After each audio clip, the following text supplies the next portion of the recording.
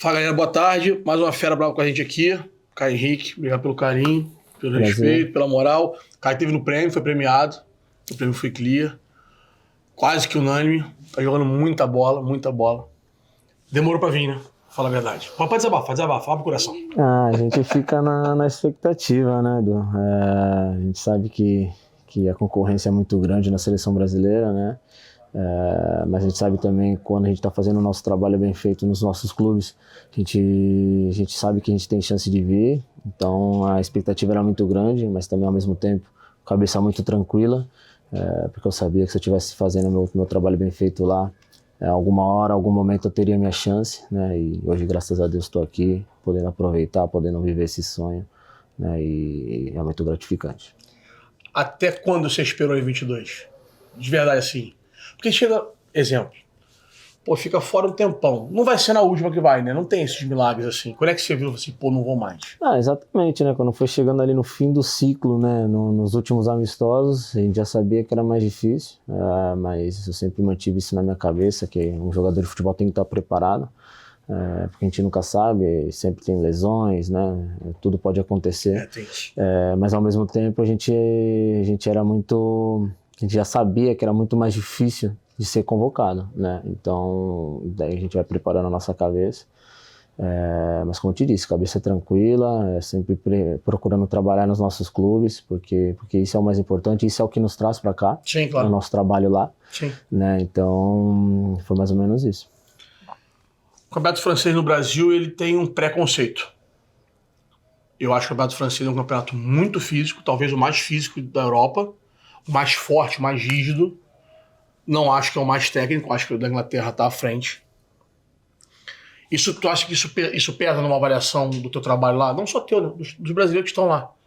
Do Ney que estava lá, do Marquinhos, do Jean-Luc que passou por lá, e de uma galera que passou. Você acha que isso tem... O Brasil vê de forma correta o campeonato francês? Creio que sim, né? Creio que o pessoal tem uma visão um pouco distorcida do campeonato, né? Eles dizem que a liga tecnicamente é muito abaixo, e realmente está um degrau abaixo. Sim. Mas em outros aspectos é uma liga muito difícil, de se adaptar. É que são duas coisas diferentes, né? Não é porque é menos técnico que é mais fácil. É mais fácil, exatamente. Talvez até pior, porque é mais físico, né? É mais difícil de jogar. Exatamente, é uma liga muito física, é uma liga de, por exemplo, para nós que somos defesas, né? Que jogamos na linha de trás, é uma liga muito complicada, porque a gente joga sempre contra atacantes muito fortes e muito rápidos. Sim. Então você tem que estar sempre atento, o nível de concentração é muito grande. Né? Então, creio que no Brasil, principalmente, o pessoal tem uma visão um pouco distorcida da Liga Francesa. Como é que... Eu perguntei isso ao Diniz, perguntei isso ontem ao Nino, aqui, e eu pergunto a você. É o Diniz que traz pra lateral, né? Isso. Isso é uma característica dele desde sempre. Mas você, assim, você imaginava isso? É um salto na carreira, ou foi um costume, assim, ou você já pensava nisso? No que? No sentido de virar lateral? De virar lateral, não, para nada. Eu, quando cheguei no Fluminense, fui contratado para jogar no meio de campo, né? Tava vindo de um rebaixamento com o Paraná, onde ali as coisas não saíram bem. E por algum motivo, em alguns jogos, eu fiz bons jogos e o professor Diniz conseguiu me observar. Sim. Né? E quando ele acertou no Fluminense, ele me ligou, perguntou se eu tinha interesse, porque ele viu minha incapacidade para poder ajudar o Fluminense e ajudar ele. Eu tinha, na época, isso foi em 2019, tinha 20 para 21, se eu não me engano. Ok. Isso. E aí eu aceitei, falei, professor, preciso jogar, preciso ficar mais um ano no Brasil, né? E ali no Fluminense, em determinado momento, os laterais esquerdos se machucaram. Quem era na época? Eu não lembro. Era Marlon e Mascarenhas que estavam jogando. E a gente tinha um jogo importante pela Sul-Americana e não tinha quem fizesse ali. Ele me chamou e perguntou, você já jogou na lateral esquerda? Eu falei, no Atlético de Madrid lá eu quebrava o galho em alguns treinamentos, quando precisava. É uma posição que você jogar, por ser canhoto. Sim, você então, habilidoso. Exatamente, e eu falei assim, não, posso ir. E nesse jogo, no primeiro jogo que eu fiz como lateral esquerdo, fui eleito o melhor jogador da partida, fiz um grande jogo.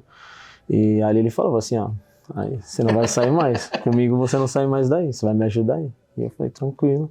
E depois daí eu fiz mais 60 jogos pelo Fluminense, só de lateral esquerdo. Não voltei mais pro meio campo. Bacana. Você chegou no Mônaco, a temporada passada, se eu não me engano, você tinha números absurdos de assistência, e essa já largou na frente. Se eu não me engano, posso estar errado, depois do jogo da seleção, antes da seleção, você era o brasileiro que tinha mais assistências, né? Isso. Tô certo. Chegou proposta dos clubes, a gente sabe que o Mônaco está num patamar de investimento menor do que uma galera lá de cima, de Champions League e tal, de outros clubes. Tem chegado alguma coisa? Batem na tua porta?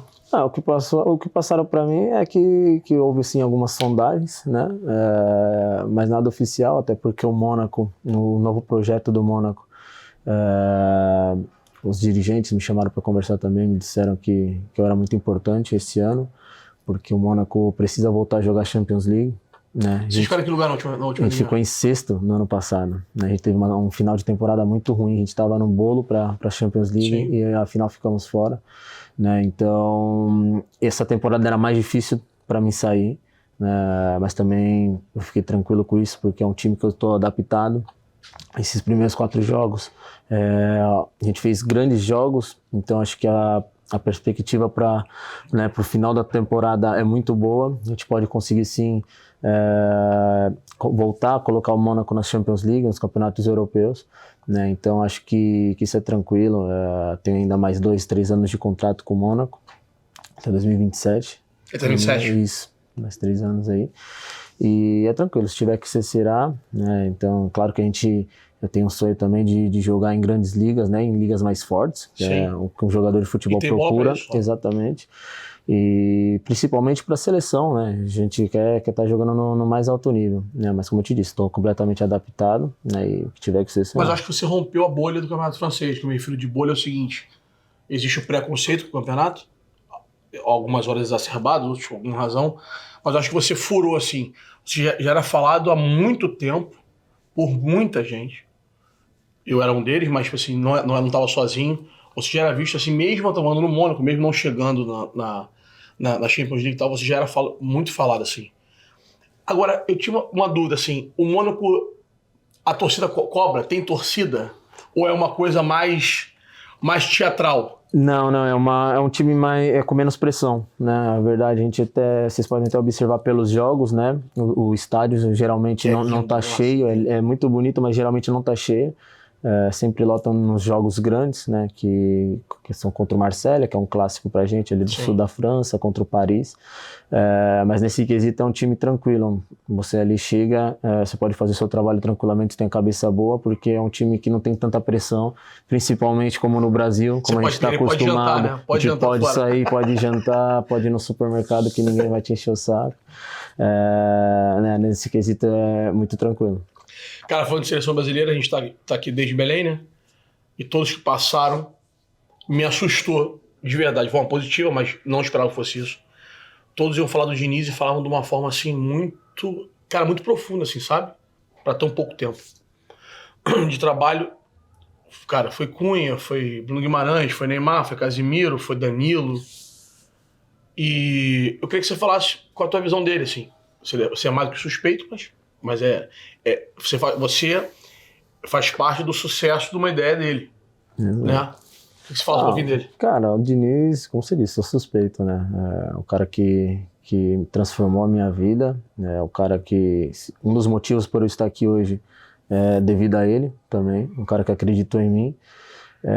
E quando as pessoas me perguntam, eu sempre digo, o professor Diniz é um cara que ele se preocupa mais com o ser humano do que com o jogador de futebol.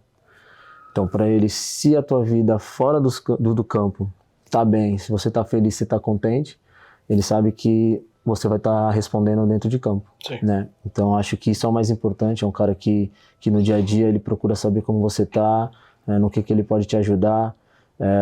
Se tem que te cobrar, ele vai te cobrar, independente de quem seja. É um cara estando bem, ele pode cobrar melhor. Exatamente. Ele, por muitas vezes, no Fluminense, vou dar um exemplo, às vezes eu fazia algum jogo muito, muito bom, né? E eu pensava que a semana ia ser tranquila, e aí era quando ele mais cobrava. Assim, você tem que melhorar, dá pra ser mais, dá pra fazer melhor, né? Então a gente vê nisso o diferencial dele. É um cara que não se conforma, é um cara que tá sempre procurando melhorar, pro bem do coletivo, né? E a gente vê a resposta dentro de campo. Eu sempre tive nele um talento absurdo. Vendo de fora, né? De fora. A gente não tem acesso aos treinos hoje em dia, então é muito difícil você ver metodologia de treino e tal. Eu sempre achei ele muito fora da curva. Mas eu achava que faltavam páginas no livro dele. Eu achava que os times dele defendiam mal, ou não tão bem, para ficar melhor. Eu achava que ele jogava de uma única forma. Provou agora nos jogos do Fluminense que sabe jogar de todas as formas. Eu acho que ele hoje está num momento muito completo. O que o Diniz mudou de 19 para cá? Cara, como você disse, né? Eu acho que não só os treinadores, mas os jogadores vão passando os anos e nós vamos evoluindo, né? Alguns Sim. menos, outros mais. Sim. E o professor Diniz provou que cada ano vem melhorando no aspecto tático, no aspecto contrato com o jogador. Né? Nos últimos trabalhos do professor... Ele era mais explosivo? Ele era mais explosivo, tá um pouco mais tranquilo. Continua explosivo, mas tá um pouco mais tranquilo. Nem se compara na época do Fluminense. Mas, vou te dar um exemplo, por exemplo, no Brasil a gente sabe que tudo se baseia no resultado. Sim, né? Então, se você não ganha, você não presta. Se você ganha, você é o melhor. Mas a gente vê nos últimos trabalhos do professor Diniz que, como você disse, se antigamente faltava um pouco na parte defensiva, hoje em dia já está mais ajustado. Bem mais. Na parte do ataque tem mais variações. Sim. E isso é com o passar do tempo, né, que ele vai adquirindo isso. Então acho que eu vejo sim ele mais completo hoje, ele assumindo a seleção brasileira. E hoje também ele vai ter o seguinte, vai ter mais qualidade, matéria-prima, né? O clube ele tem 30, né? Exatamente. E 30 de nível diferente. E aqui ele vai ter a nata, né? A nata do... Então ele vai poder fazer o estilo de jogo dele com os melhores jogadores do país, né? Então acho que tem tudo para dar certo.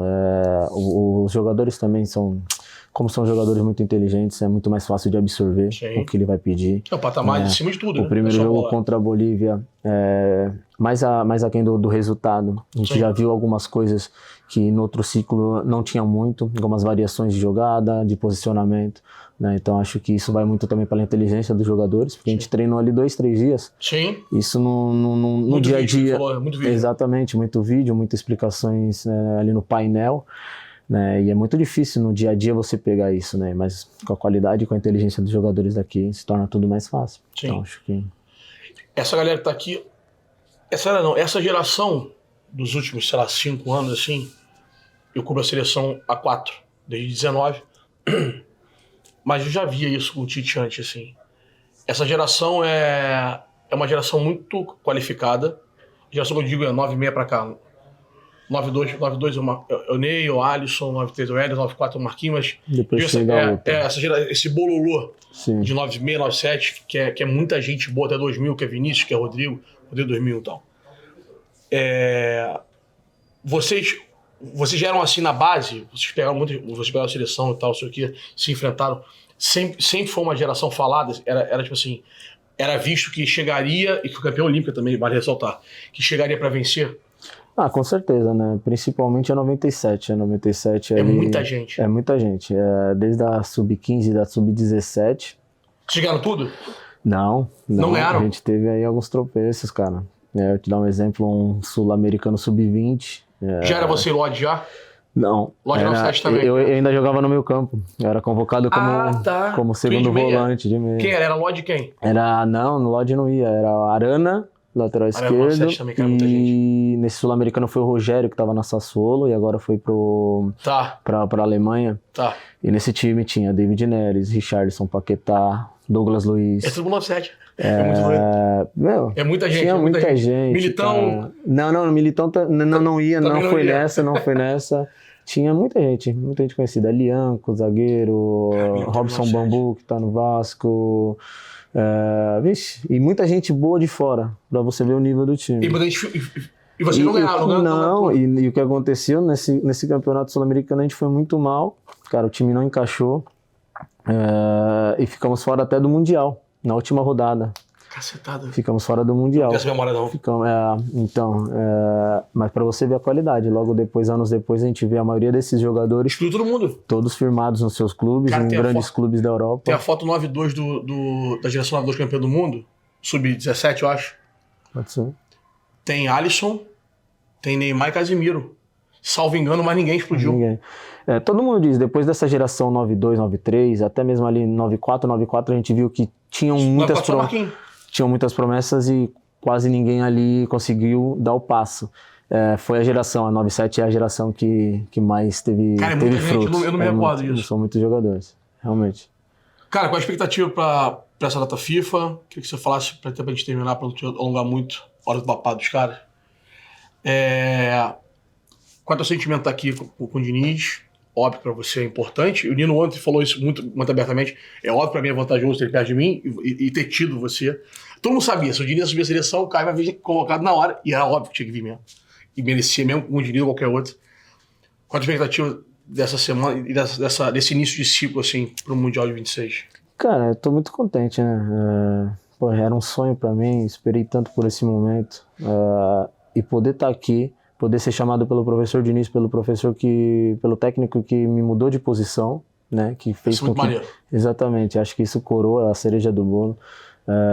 Tá podendo reencontrar outros jogadores também, como é o caso do Nino, né, que a gente teve lá um ano no Fluminense. Também é 97. 97, é um grande amigo que eu fiz lá.